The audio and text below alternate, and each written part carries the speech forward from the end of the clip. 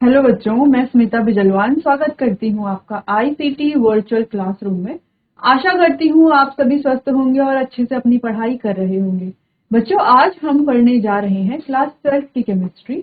और class 12 chemistry में हमारा चैप्टर चल रहा था कोऑर्डिनेशन कंपाउंड। तो कोऑर्डिनेशन कंपाउंड को ही आगे हम आज कंटिन्यू करेंगे। तो अपने लास्ट लेक्चर में हम सीएफटी के बारे में बात कर रहे थे और यहाँ पर स्प्लिटिंग के बारे में भी बात कर रहे थे। जैसे हमने देखा कि कैसे एक्सियल सेट और नॉन एक्सियल सेट में स्प्लिटिंग होती है। अगर देखो, एक्सियल सेट की एनर्जी ज्यादा होगी तो एक्सियल सेट क्या होगा, ऊपर की तरफ जाएगा, नॉन एक्सियल सेट नीचे की तरफ आ जाएगा। इस तरीके से यहाँ पर स्प्लिटिंग होती है, जो कि हमने डिस्कस करी थी अपने लास्ट लेक्चर में। अब उसी से आगे चैप्टर को कंटिन्यू करते हैं और आप देख लीजिए जो जो टॉपिक हम अभी तक पढ़ चुके हैं चैप्टर में। चलिए, तो वर्नर्स थ्योरी हो गई थी, वीबीटी हम बात कर रहे थे, वीबीटी हमने डिस्कस कर ली थी, काफी क्वेश्चंस हमने यहाँ पर किए थे। ठीक है, चलो एक्सेप्शंस देख लिए थे, इंपॉर्टेंट पॉइंट्स देख लिए थे, strong field ligand, weak field ligand, VBT की लिमिटेशंस के बारे में बात की थी। फिर सीएफटी के बारे में बात कर रहे थे और लीगेंड जब मेटल को सराउंड करता है इसके बारे में बात कर रहे थे कि सिमेट्रिकल फील्ड क्या, अनसिमेट्रिकल फील्ड क्या। स्प्लिटिंग होगी अनसिमेट्रिकल फील्ड में। सिमेट्रिकल फील्ड जो है, यहाँ पर तो ऑर्बिटल की जो स्टेबिलिटी है, सॉरी डीजेनरेसी है, वो मेंटेन रहेगी। ठीक है, जबकि अनसिमेट्रिकल फील्ड में स्प्लिटिंग होगी।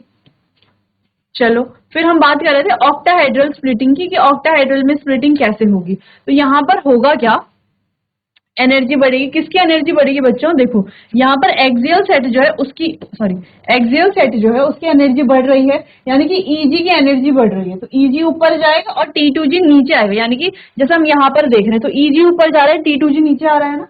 ठीक है, अच्छा इसको यहाँ पर एक क्लियरली बना करके देख लेते हैं।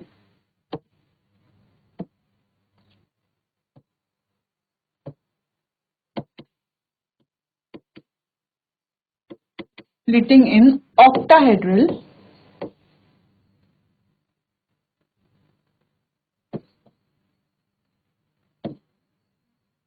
कॉम्प्लेक्स। ऑक्टाहेड्रल कॉम्प्लेक्स में किस तरीके से स्प्लिटिंग होती है इसके बारे में बात करते हैं। चलो,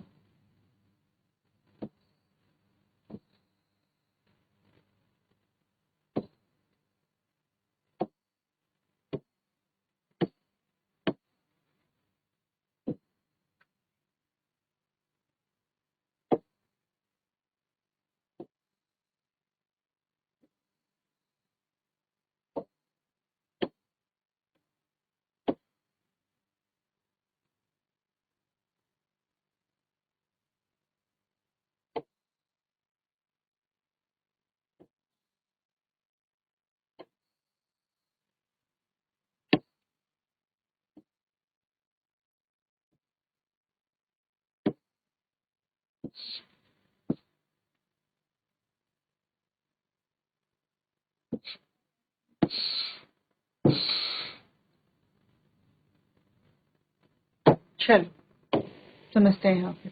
ठीक है, तो ये है हमारे डीजेनरेट ऑर्बिटल्स।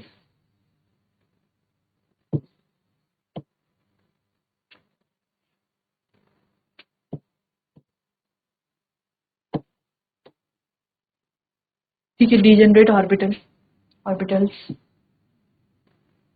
अब यहाँ पर क्या हो रही है, इनकी एनर्जी बढ़ रही है। तो जब एनर्जी बढ़ेगी थोड़ा सा एक्साइट ही होते हैं, ऐसे नहीं कि एनर्जी बढ़ती से स्प्लिटिंग कर देंगे, नहीं, थोड़ा सा एक्साइट ही होते हैं। तो जब ये एक्साइट होते हैं तो इस एक्साइट होने के बाद इनकी जो एनर्जी है वो थोड़ा सा बढ़ेगी। इसको हम बोल रहे हैं बैरी सेंटर। ठीक है,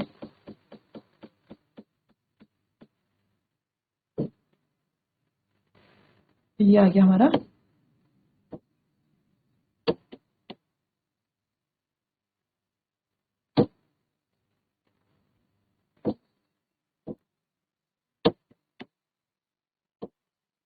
बैरी सेंटर को हम क्या कह सकते हैं, मीन एनर्जी लेवल।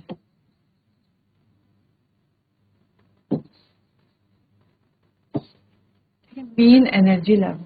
फिर जब हमने बात की कि स्प्लिटिंग होगी, तो स्प्लिटिंग कैसे हो रही है, देखो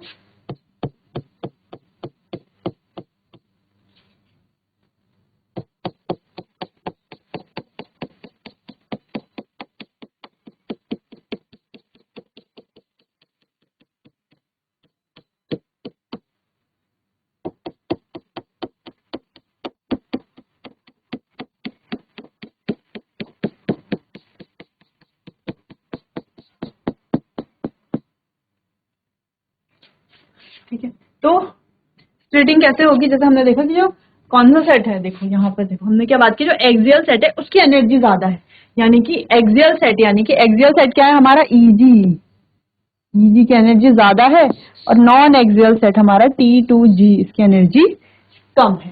ठीक है, तो ये क्या है हमारा, ये है dx² माइनस y², और ये क्या है dz², ये क्या है हमारा dxy, ये क्या है dyz, और ये क्या है dzx। अंदर ना लिख करके आप इसे बाहर लिख सकते हैं। ठीक, चलो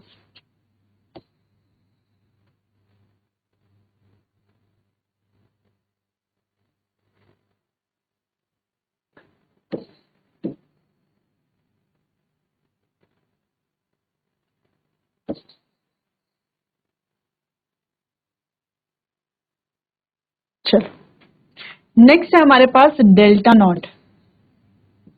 डेल्टा नॉट कितना है 10dq।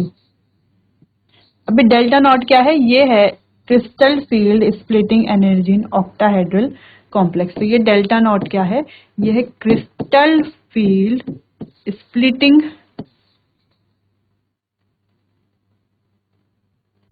CF आप समझ गए हैं, क्रिस्टल फील्ड। ठीक है, स्प्लिटिंग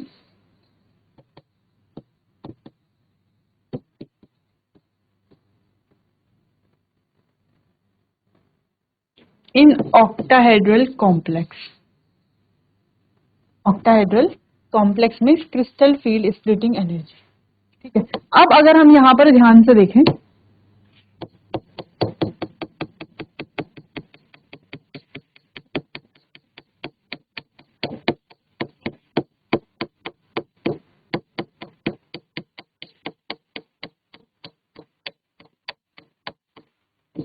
ठीक, तो यहां पर देखो ये पूरा कितना है, पूरा तो कितना है, पूरा तो है 10dq, लेकिन यहां पर देखो हाफ हाफ में बटा हुआ है ना, ये हाफ हाफ में बटा हुआ है। तो चलिए इसको देखते हैं ये कितना कितना है।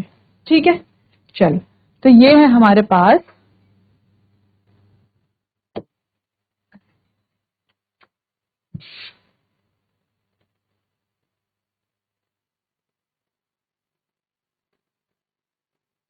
तो ये है हमारे पास 3/5 delta not that is 6dq, कि ये है हमारे पास 2/5 delta not that is 4dq। Total कितना हो गया 6dq प्लस 4dq, टोटल कितना हो गया 10dq। ठीक है, चलो क्लियर। चलो तो ये कितना हो गया 1 डेल्टा नॉट हो गया, 3/5 प्लस 2/5, सिंपल। चलिए तो इस तरीके से यहां पर स्प्लिटिंग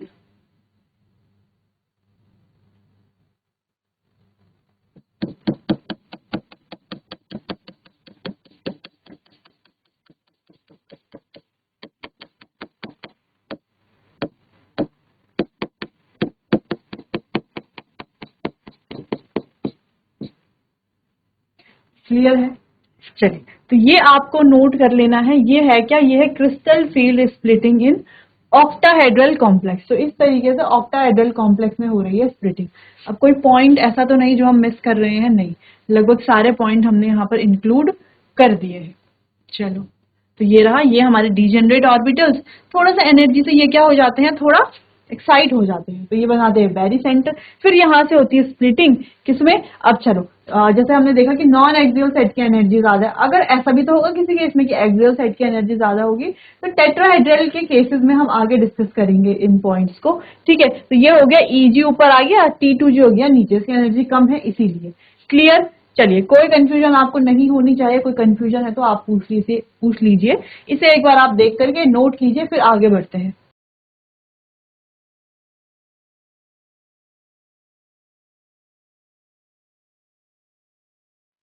चलिए तो इतना क्लियर है, नेक्स्ट बात करते हैं टेट्राहेड्रल की। तो टेट्राहेड्रल में क्या देखा हमने, ligand will approach the central metal atom in between the axis, कैसे करेगा, बिटवीन द एक्सिस या अप्रोच करेगा, result in increase energy of non axial set, जिससे क्या होगा non axial set that is T2G, जबकि वहां पर क्या होता है एक्सियल सेट की एनर्जी इंक्रीज हो रही थी ऑक्टाहेड्रल में।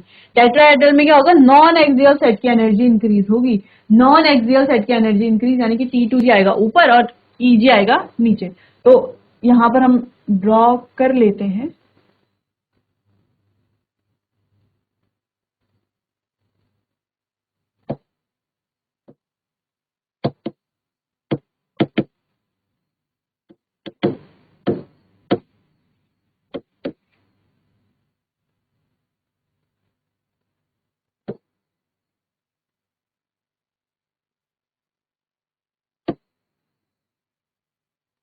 टेट्राहेड्रल कॉम्प्लेक्स की बात करते हैं, ठीक है। तो यहाँ पर भी पहले दो स्टेप तो सेम ही रहेंगे।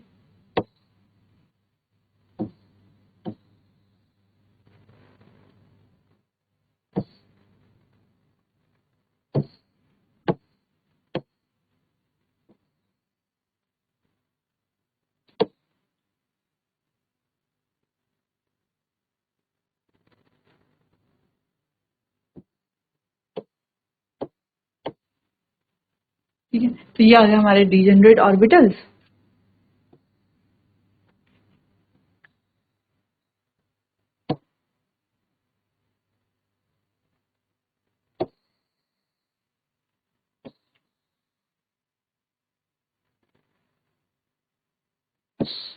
तो Eg आ जाएगा नीचे और T2G की एनर्जी ज्यादा है ना,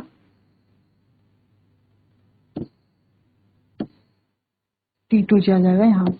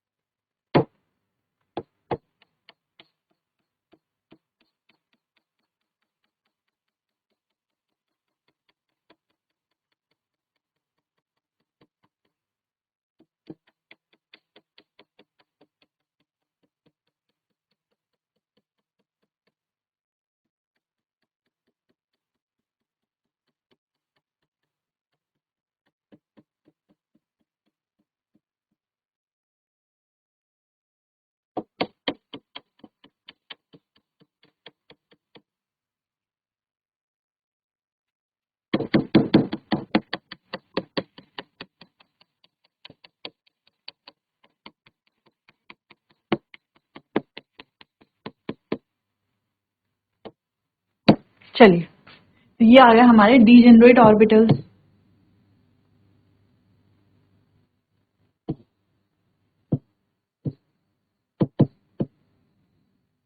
ये आ गया हमारा बैरी सेंटर। लेकिन यहाँ पर क्या होता है कि जो हमारा नॉन एक्सियल सेट है उसकी एनर्जी ज्यादा होगी, तो यहाँ पर ये हो जाएगा T2G और ये आ जाएगा Eg। T2G में क्या है हमारा dxy dy z dzx, जबकि Eg में क्या हमारा dx² माइनस y² dz²। ठीक है, यहाँ पर भी डेल्टा टी कितना होता है 10 dq। डेल्टा टी क्या है अब आप समझ गए होंगे। डेल्टा टी क्या है, क्रिस्टल फील्ड splitting in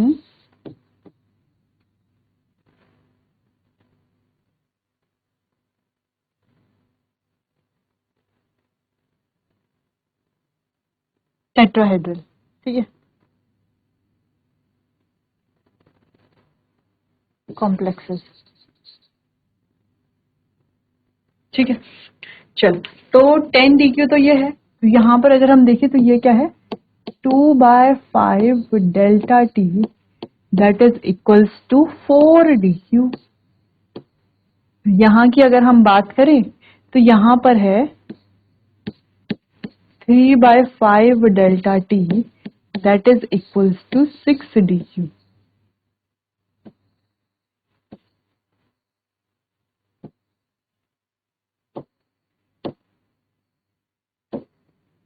ठीक है, अच्छा, ये आपको ध्यान रखना है। यहाँ पर अगर देखो तो यहाँ 3/5 और 2/5 नीचे था, ऊपर क्या था 6 DQ, नीचे 4 DQ।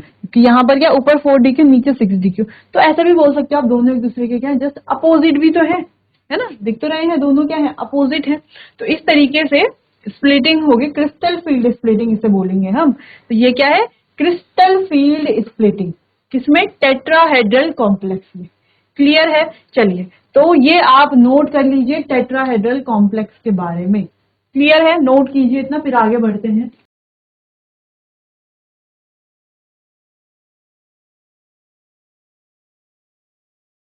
Crystal field splitting energy, crystal field splitting energy.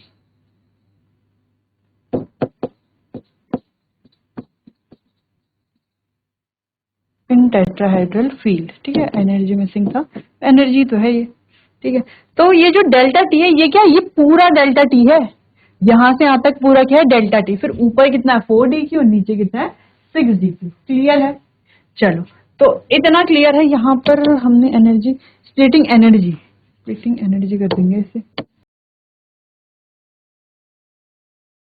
Splitting energy, क्योंकि क्रिस्टल फील्ड स्प्लिटिंग तो पूरा है ना, यहाँ पे तो एनर्जी की बात करें, पूरा वहां से वहां तक कितना है, डेल्टा नॉट, डेल्टा नॉट बोले, डेल्टा ओ बोल सकते हो।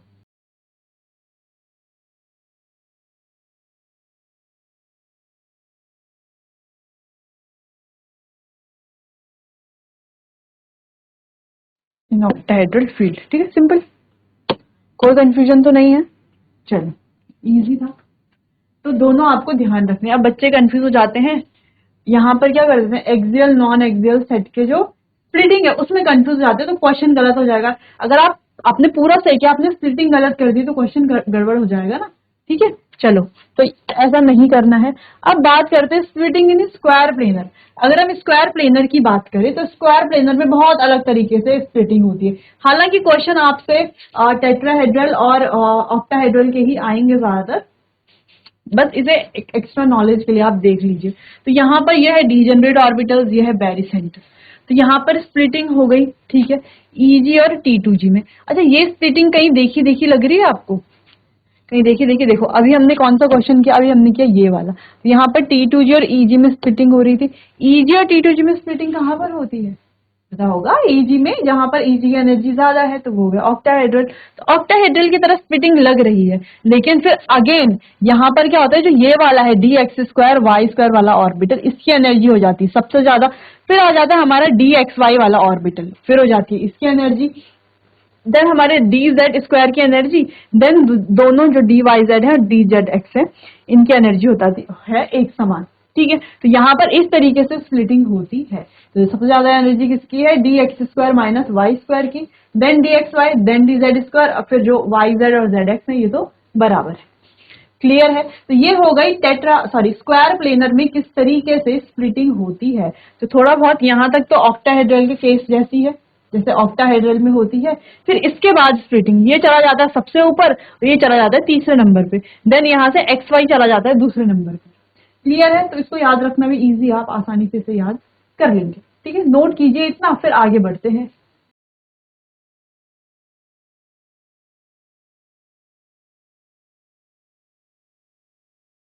चलिए आगे बढ़ते हैं। अगला है फैक्टर अफेक्टिंग CFSE, यानी कि कौन कौन से फैक्टर हैं जो क्रिस्टल फील्ड स्प्लिटिंग एनर्जी को अफेक्ट करते हैं। तो पहला फैक्टर है ऑक्सीडेशन स्टेट या charge on central metal atom. तो ऑक्सीडेशन स्टेट चार्ज सेम ही है ना। और जैसे यहाँ पर मान लो ऑक्सीडेशन स्टेट क्या है, ये H2O तो क्या है 0 है, तो चार Fe क्या है +3, जैसे यहाँ पर देखो Fe क्या है +2। ठीक है, तो ऑक्सीडेशन स्टेट के बेसिस पर अगर हम देखें क्या ये अफेक्ट करता है क्रिस्टल फील्ड स्प्लिटिंग एनर्जी को, तो हाँ बिल्कुल, crystal field splitting energy is directly proportional to charge on central metal atom. किसके बराबर है, किससे प्रोपोर्शनल है, यानी कि अगर सेंट्रल मेटल एटम पे चार्ज बढ़ेगा तो क्रिस्टल फील्ड स्प्लिटिंग एनर्जी भी बढ़ेगी। चार्ज कम होगा सेंट्रल मेटल एटम पे तो क्रिस्टल फील्ड स्प्लिटिंग एनर्जी भी कम होगी। तो इन दोनों केसेस में अगर हम देखें, तो अगर हम यहाँ पर देखें तो सेंट्रल मेटल एटम पर जो चार्ज है वो क्या है, तो चार्ज तो यहाँ से निकाल लेंगे, ये हो जाएगा 0, ये है +2, यानी कि यहाँ पर चार्ज है +2। यहाँ पर चार्ज है +3, तो +3 वाला चार्ज ज्यादा है ना, यानी कि बी में चार्ज ज्यादा है, तो बी की CFSE यानी कि क्रिस्टल फील्ड स्प्लिटिंग एनर्जी ज्यादा होगी, तो बी की CFSE ज्यादा है। नेक्स्ट केस अगर हम देखें तो NH3 होता है 0, तो CO का आ गया ऑक्सीडेशन नंबर +3, यहाँ पर CO का ऑक्सीडेशन नंबर आ गया, CO की NH3 हो जाएगा 0, तो CO हो गया +2। ठीक है, तो यहाँ पर ये +3 में है, ये +2 में है, यानी कि यहाँ पर चार्ज ज्यादा है, इसका ऑक्सीडेशन नंबर ज्यादा है इसके कंपैरिजन में, इस वजह से ए क्या है, ए की CFSE यानी कि क्रिस्टल फील्ड स्प्लिटिंग एनर्जी ज्यादा होगी।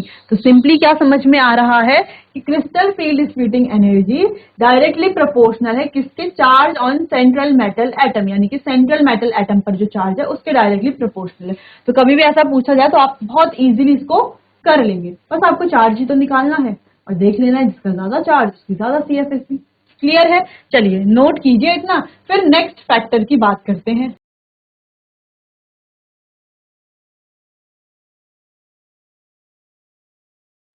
चलिए अगली प्रॉपर्टी की बात करते हैं, अगला है नेक्स्ट है नेचर ऑफ लीगेंड। लीगेंड का नेचर कैसा है उस पर भी डिपेंड करती है CFSE, हाँ बिल्कुल करती है ना। हम ये लिख सकते हैं CFSE यानी crystal field splitting energy is directly proportional to nature of ligand. Nature of ligand में पूरी तरीके से ये डिपेंडेंट है। ठीक है, कैसे,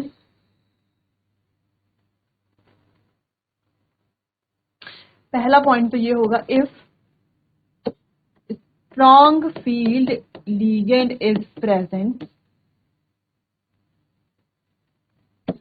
तो CFSE भी क्या होगी, CFSE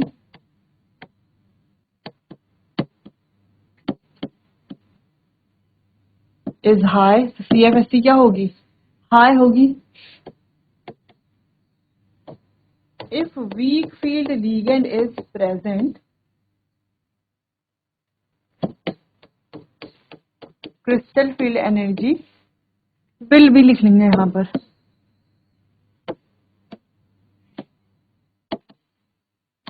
विल बी हाई, और अगर वीक फील्ड लीगेंड प्रेजेंट है तो CFSE विल बी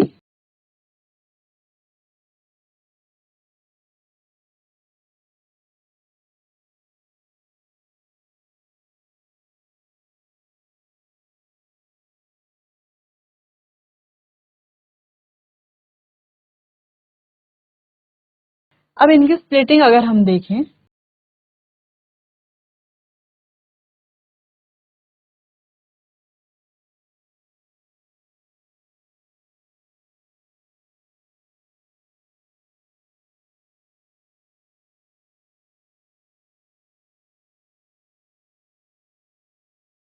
मान लो कोई ऑक्टाहेड्रल फील्ड हमने लिया,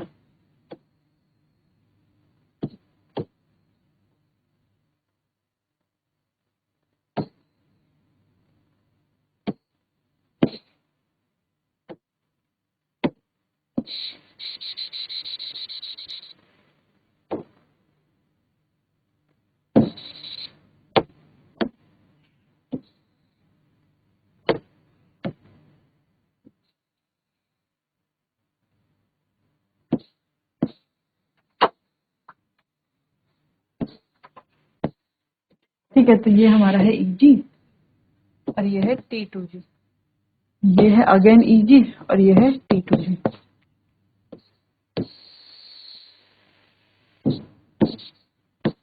तो यहां पर हमने लिया था कोई भी weak field ligand, weak field ligand लिया, तो वीक फील्ड लीगेंड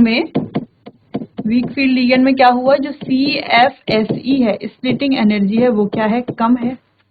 ठीक है, जबकि यहां पर हमने लिया एक स्ट्रॉन्ग फील्ड लीगेंड, जब हमने स्ट्रॉन्ग फील्ड लीगेंड लिया तो स्ट्रॉन्ग फील्ड लीगेंड की प्रेजेंस में क्या होगा, इन प्रेजेंस ऑफ, या ऐसे लिख लेते हैं, in presence of strong field ligand, strong field ligand की प्रेजेंस में CFSE क्या होगी, हाई। जैसे यहाँ पर दो केस देखो, तो सेम हमने लिया डिजेनरेट ऑर्बिटल्स है, लेकिन यहाँ पर हमने लिया एक वीक फील्ड लीगेंड और यहाँ पर हमने लिया strong field ligand. Weak field ligand में स्प्लिटिंग क्या हुई, कम हुई, जबकि स्ट्रॉन्ग फील्ड लीगेंड के केस में स्प्लिटिंग क्या हुई है, क्लियर है? तो चलिए बच्चों, आज के लिए इतना ही। मिलते हैं अपने आने वाले अगले सेशन में। तब तक के लिए आपका बहुत बहुत धन्यवाद।